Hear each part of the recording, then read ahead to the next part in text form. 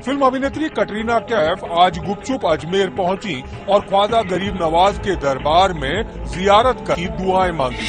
काले रंग का बुर्का ओढ़कर अपने सुरक्षा कर्मियों के साथ अजमेर में ख्वाजा की दरगाह पर पहुंची कटरीना कैफ मीडिया की नजरों से बच नहीं पाई। कटरीना ने ख्वाजा के दरबार में मखमली चादर भी चढ़ाई। कटरीना कैफ की यहाँ अटूट आस्था है, कामयाबी के लिए वो यहाँ आकर मन्नत मांगना नहीं भूलती।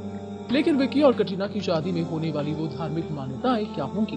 अगर देखा जाए तो विक्की कौशल एक हिंदू पंजाबी फैमिली से ताल्लुक रखते हैं, वहीं कटरीना कैफ एक मुस्लिम ब्रिटिश है।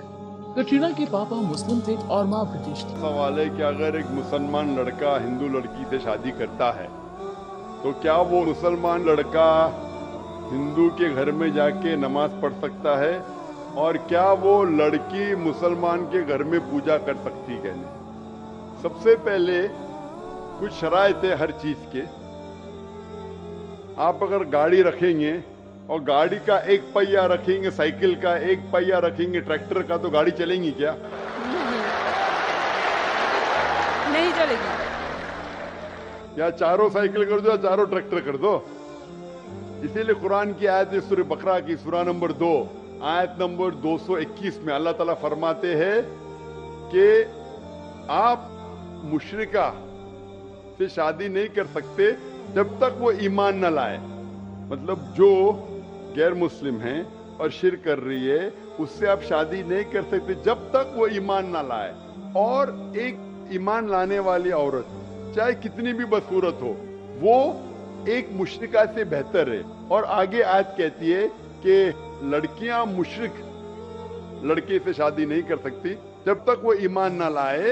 एक मोमिन आदमी चाहे कितना भी बदसूरत हो वो बेहतर है बनिस्बत जो शिर्क करता है।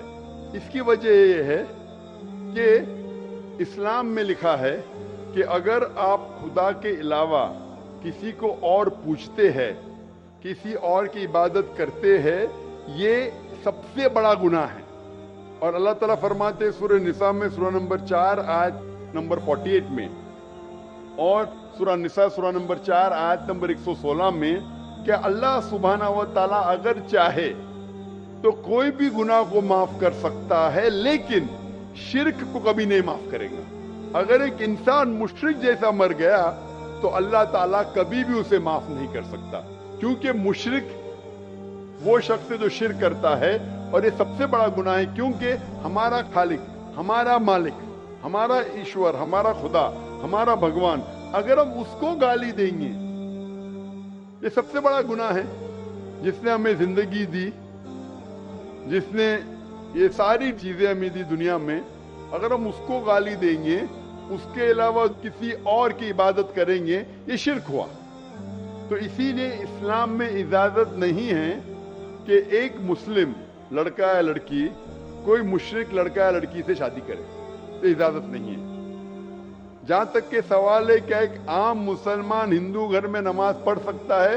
अगर उसके सामने कोई मूर्ति नहीं है तो वो नमाज कहां भी पढ़ सकता है, अगर जगह साफ है। हमारे रसूल मोहम्मद सल्लल्लाहु अलैहि वसल्लम फरमाते कि सारी दुनिया, सारी धरती मोमिन के लिए मस्जिद है। यानी सारी दुनिया आप कहां भी नमाज पढ़ सकते, देखना चाहिए कि साफ है, आप नमाज पढ़ सकते। तो ये आप जाके अगर हिंदू का घर में जाते हैं और वह साफ है, कोई मूर्ति आगे नहीं है, तो नमाज पढ़ने में कोई हर्ज नहीं है। जरूरी नहीं है कि आपको शादी करना चाहिए फिर आप नमाज पढ़ सकते, शादी करने की जरूरत नहीं है। नमाज पढ़ने के अगर साफ जगह है तो कोई हर्ज नहीं। इसीलिए शादी के लिए शर्त है कि दोनों का ईमान हो।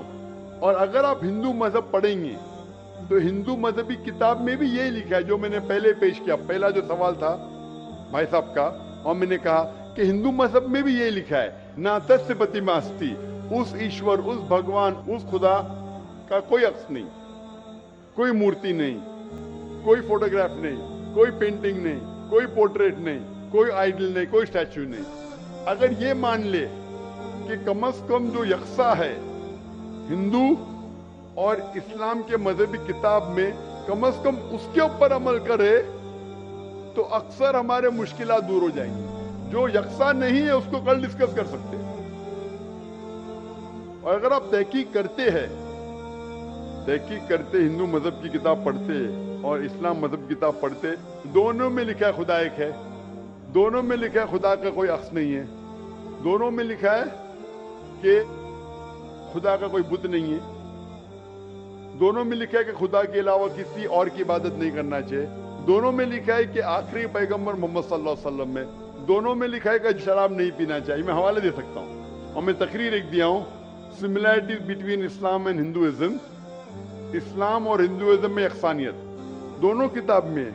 आप अगर पढ़ेंगे कुरान मजीद में सूरह माइदा सूरह 5 आयत नंबर 90 में लिखा है कि शराब पीना हराम है।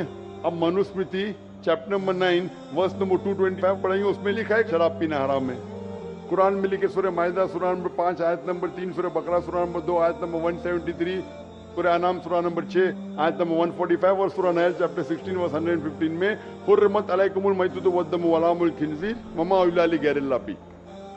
क्या आपके लिए हराम है मरा हुआ गोश्त, खून, सूअर का गोश्त और वो खाना जिसके ऊपर अल्लाह के अलावा किसी और का नाम लिया गया है।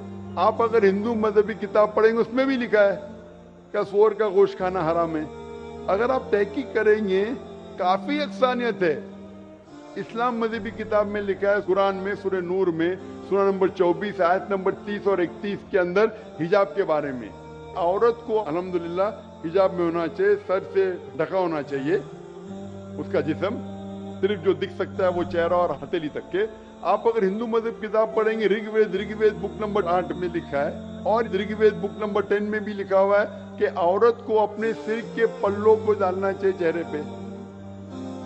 ऋग्वेद में भी लिखा है कि जब मर्द को देखे तो नजर नीचे करना चाहिए। ये कुरान मजीद में लिखा है सूरह नूर सूरह नंबर 24 आयत नंबर 30 और 31 कि जब भी कोई खातून मर्द को दिखती है जो उसका शौहर या करीबी रिश्तेदार नहीं है, और जब भी कोई मर्द कोई औरत को दिखता है और करीब रिश्तेदार नहीं है तो उसे नजर नीचे करना चाहिए।